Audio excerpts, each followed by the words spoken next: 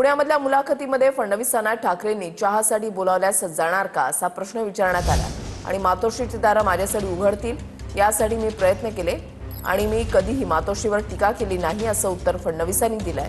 तर चहा प्यायला बोलावल्यास मी कुणाला नाही म्हणत नाही असंही फडणवीस म्हणाले। TV9 मराठीच्या मुलाखतीमध्ये ठाकरेंनी केलेल्या वक्तव्यावर यावेळेला फडणवीसांनी उत्तर दिलंय। मातोश्रीचे दरवाजे उघडतील। तुम्ही त्यांना चहाला बोलवणार नाही? जेवायला बोलवीन की त्यांनी बकवास करणं बंद करावं, मातोश्रीला बदनाम करण्याचं बंद करावं, कौटुंबिक बदनामी आमची बंद करावी। जी कौटुंबिक बदनामी कधी कोणाची केलेली नाही, माझ्याकडे माहिती असून सुद्धा मी केली नाही आणि मी करणार नाही। मी काय मागितलं होतं? मला मुख्यमंत्रीपद नव्हतं मागितलं, शिवसेनेसाठी, कारण मी बाळासाहेबांनी दिलेलं वचन होतं। जर तुम्हाला समोर खड्डा आहे हे सांगणारे मित्र गमावलात, आता खड्ड्याच्या रस्त्यात चाललात तुम्ही। मातोश्रीतली दारं माझ्याकरता बंद झाली होती, मी प्रयत्न केला तरी ती उघडली नाही।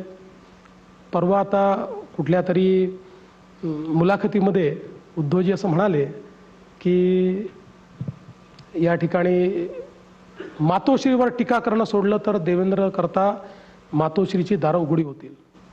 मी कधीच मातोश्रीवर टीका केली नाही, मी माझ्या टीकेचा स्तर नेहमी ठेवतो।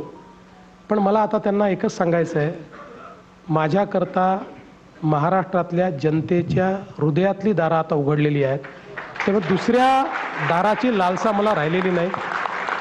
बाकी चहा प्यायला बोलवलं तर मी कोणाला नाही म्हणत नाही।